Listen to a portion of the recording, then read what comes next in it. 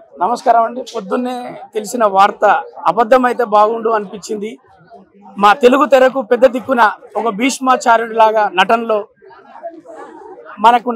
కావాలంటే గ్రాము నుంచి టన్నుల వరకు అడిగి మరి ఇచ్చేంత నటన ఉండి మా లాంటి మేము తెరకు వచ్చేటప్పుడు మేము చూసినటువంటి ఒక హీరోలను చూస్తుంటాం. ఆ తర్వాత కోట గారిని చూసి ఇలా నటించాలరా అని ఆయన దగ్గర నేర్చుకున్న పాఠాలు గుణపాఠాలు మేము కొండపొలం అనే సినిమాలో చేసినప్పుడు, అంతకుముందు ఉత్సవం అనే సినిమా సెట్కి వచ్చినప్పుడు ఎన్నో విషయాలు మాతో షేర్ చేసుకొని ఎలా ఉండాలి, ఎలా చేయాలి, ఒక రూపంలో కావచ్చు, నటనలో కావచ్చు, ఆయన దగ్గర ఒక గ్రంథాలయంలో ఉన్నటువంటి సబ్జెక్ట్ లాగా మాకు ఎన్నో చెప్పినప్పుడు ఇంకా తెలుసుకోవాలి అనుకున్నప్పుడు అప్పుడప్పుడు పిలుచుకొని మాట్లాడేటప్పుడు ఎన్నో విషయాలు మాతో పంచుకున్న విషయాలు కావచ్చు.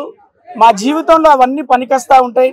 కానీ ఈ వార్త అబద్ధమైతే బాగుండు, మా గురువు గారు బతికే ఉంటే బాగుండు అనిపించి మనందరికీ అలా వీడుకోలు చెప్పి ఆయన శివైక్యం అయ్యడం జరిగింది. ఆయన లేని లోటు తెరకు బాగా తెలుస్తుంది. ఏ కాలమైనా ఆయన నటించినప్పటి నుంచి ఇప్పటి వరకు తెలుగువారి కోసం, తెలుగువారిని ప్రోత్సహించడానికి ఆయన వంతు కృషి చేశాడు. మేము ఎప్పుడు ఆయనకు రుణపడి ఉంటాం.